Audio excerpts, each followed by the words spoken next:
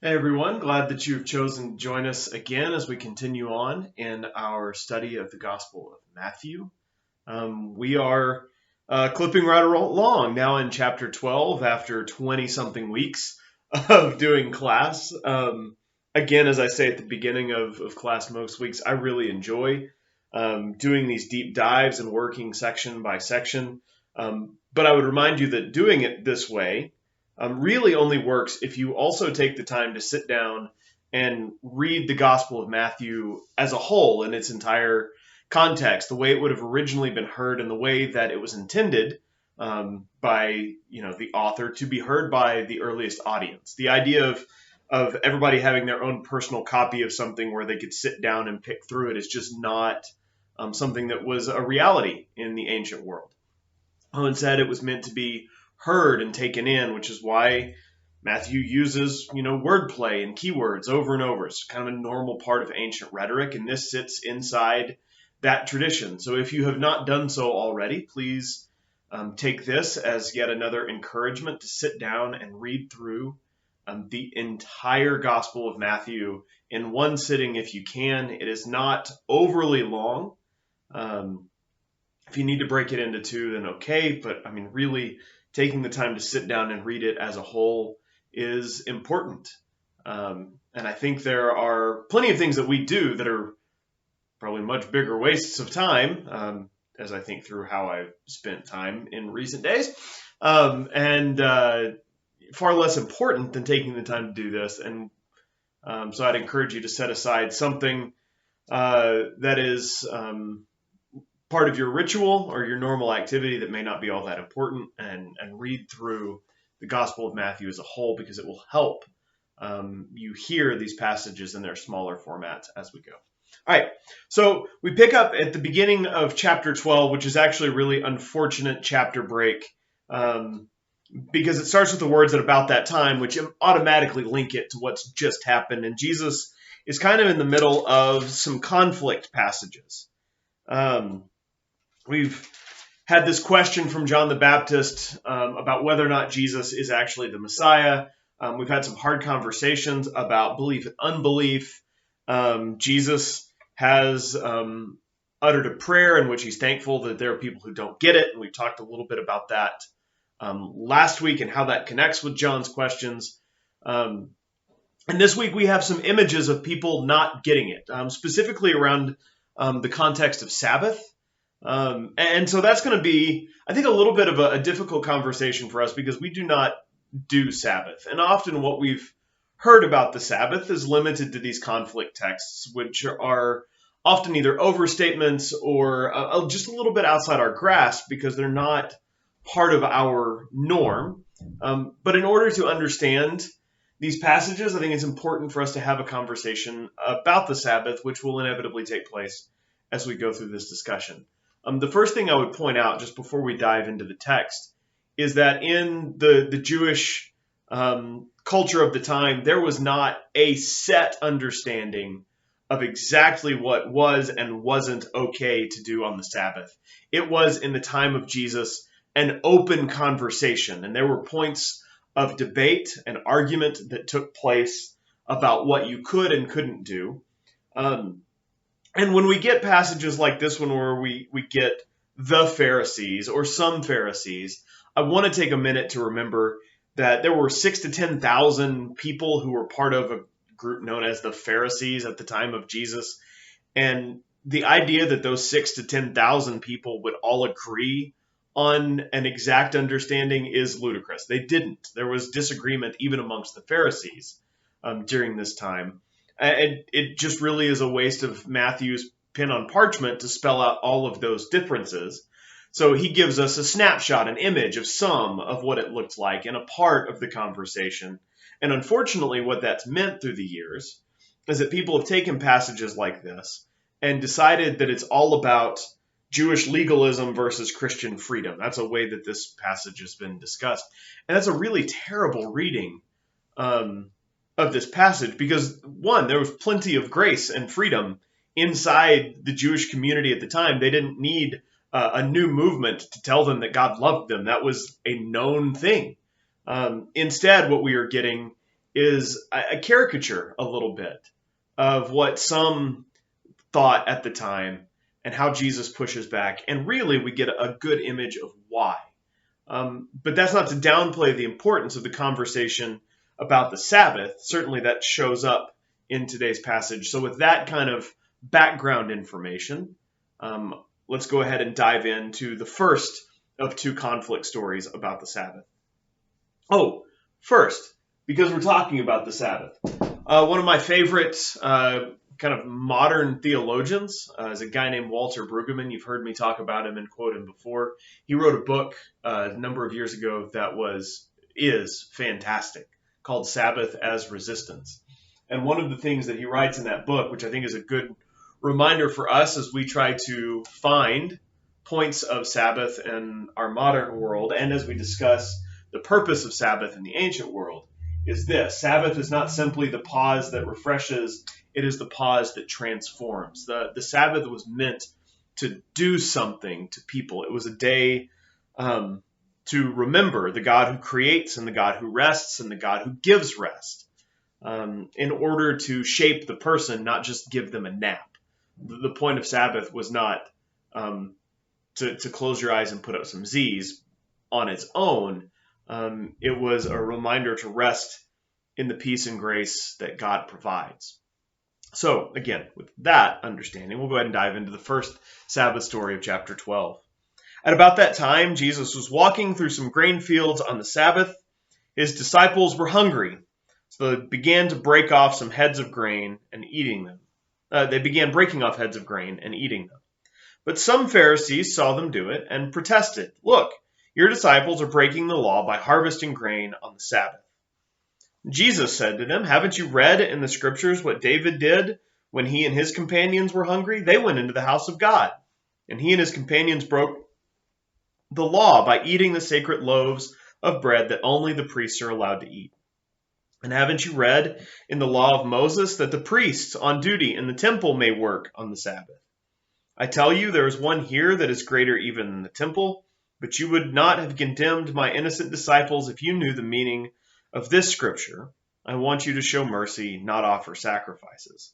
For the Son of Man is Lord, even over the Sabbath."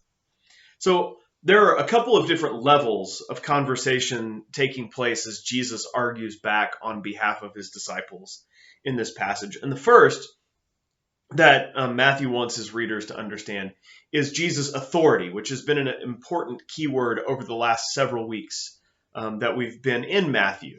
Matthew argues for an understanding of Jesus' authority as being directly connected to God. And Jesus uses kind of the known phrase "Son of Man" to point to that identity a little bit.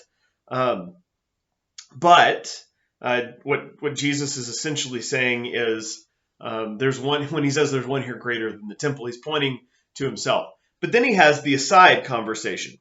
But you would not have condemned them if you understood this, which means even if you don't believe this, even if you don't buy that I'm the Messiah, if you've not come to that understanding, you're missing a key purpose of the law. So Jesus is arguing law with legal experts on legal terms. And he does it by providing 2 points of conversation from the law and from the prophets. And the first is that even the law, which commands Sabbath, allows the priest to make sacrifices in the temple on the Sabbath. And so working as an equation, Jesus is saying even the law reminds us that law is greater, or that sacrifice is greater than law, right? When you have this point of conflict, the sacrifices take precedent over the law. And then he takes that and connects it to Hosea, a passage that he's quoted already, I believe, in chapter 9, where he says, remember when God spoke through the prophet, I want you to show mercy, not sacrifice. Jesus is essentially saying, if sacrifice takes precedent over law, and mercy takes precedent over sacrifice, then mercy definitely takes precedent over law. He provides this kind of stair-step equation about what is important, what is most important for the conflicts that inevitably come as you live, a normal life. Things do not just play according to the rules all of the time. And so Jesus gives this stratified purpose, or this stratified priority chain. And then he essentially tells the Pharisees who are in front of him, they were hungry. Like David and his companions, when they dove into the special bread that they had no business touching, and God doesn't strike them down, nor is that passage in the Old Testament ended with, and nobody should ever, ever, ever, ever, ever, ever, ever do that. We understand that when driven by hunger, when need is there, then God responds to human need. And I think that is kind of an important point. Make sure I turn the right direction. That these first 8 verses point to. Genuine faith, genuine piety does not lead to inhumanity. If you are truly following God, then your following should not lead to you harming, holding against other people.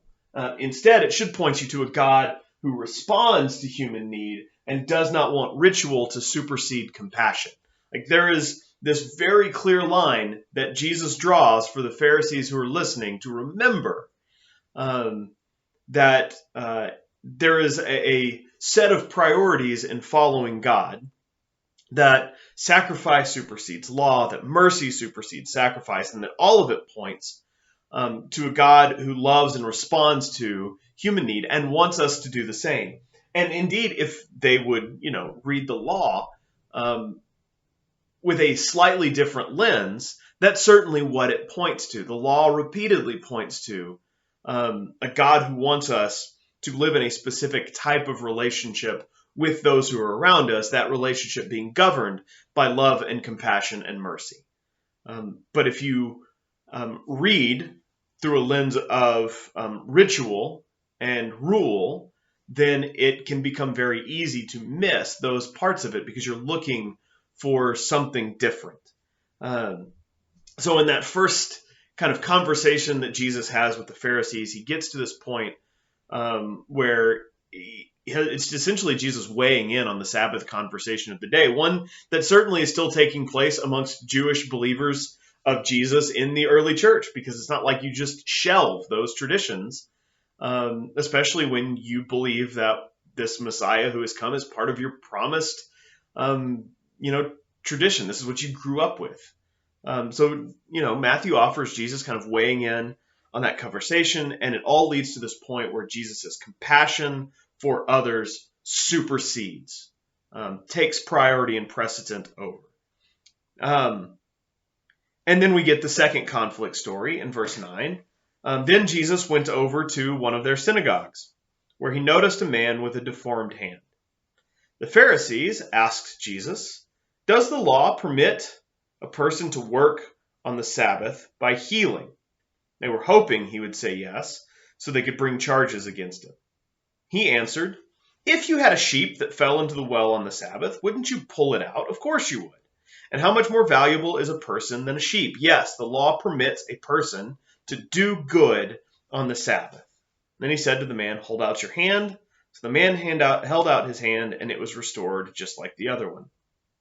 Then the Pharisees called a meeting to plot how to kill Jesus, which seems like a mild overreaction, but that kind of lets you know where Jesus' relationship with this particular group of Pharisees stands at the time. So you have this moment where Jesus is in the synagogue on the Sabbath, the way the story relays here, on the same Sabbath, but there Jesus is. And the Pharisees are hoping for an opportunity.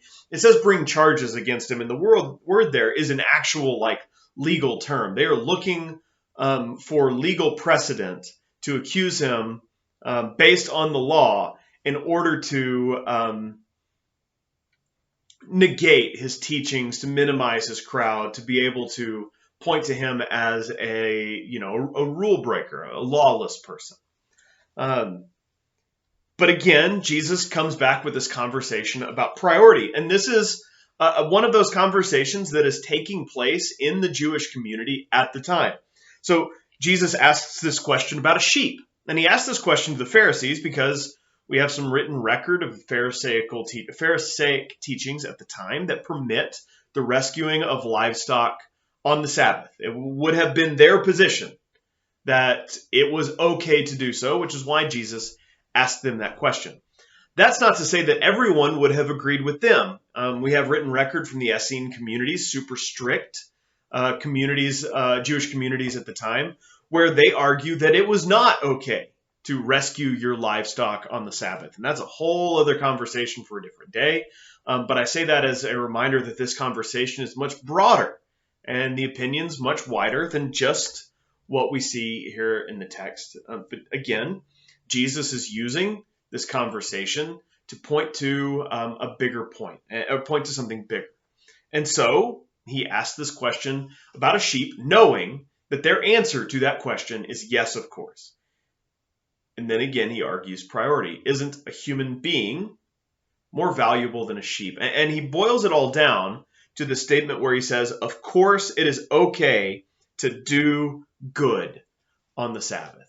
Because ultimately, that's what this conversation is about. Is it okay for Jesus to spend time on the Sabbath, to expend energy on the Sabbath, to improve the life of another person? And essentially what he says is, if you guys already think it's okay to do so for a sheep, then surely you think it's okay to do so for a human. Of course, that being some wonderful Old Testament imagery where the people of Israel are known as sheep, and Jesus has already used sheep shepherd imagery in the Gospel of Matthew.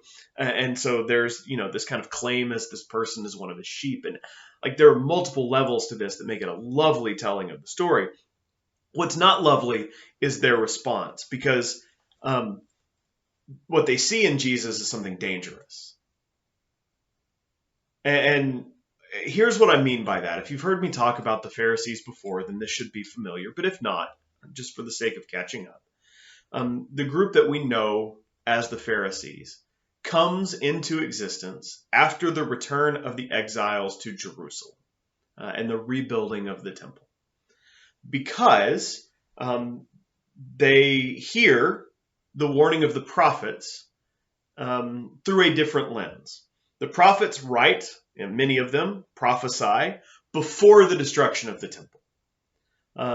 Now, reading those same words of warning after the destruction came to pass, what was predicted and warned by many of those prophets, they now have an understanding of what caused their destruction, their demise. And what the prophets point to over and over and over again was failure to keep the law, and a failure in some very specific ways, and that they failed to take care of the foreigner, the orphan, and the widow. That being, one key point, and, 1B being that they gave into idolatry. What I would link the two. I don't think they're easily separated, but again, different conversation for a different day. So the Pharisees look at the law and perfect keeping of the law as a way to avoid exile and destruction again. Good goals. No part of the last 500 years has really been easy for them. They've only for a brief period had autonomy. They have been governed by other powers, for 450 of the previous 550 years. Actually, anyway, a chunk of time. And so their concern is that if they allow lawlessness, if they don't get the law right, then ultimate destruction will come again. And so if people are following Jesus, whose teachings they find dangerous and unlawful, then the temple and their community are at risk. It's a protective measure on their end. A misguided one, certainly, but that's the gut response. That's where it comes from. And I want to take just a few minutes here at the end to look at verses 15 through 21. Because Jesus knew what they were planning, verse 15.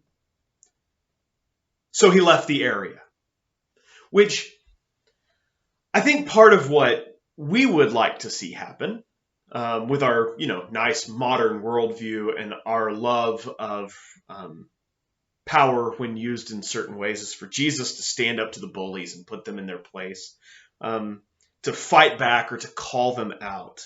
But Jesus does not respond to their planned violence with violence. He does not stoop to their level. God is not going to be derailed from God's purposes because of human failing. Instead, Jesus leaves the area. And many people followed him.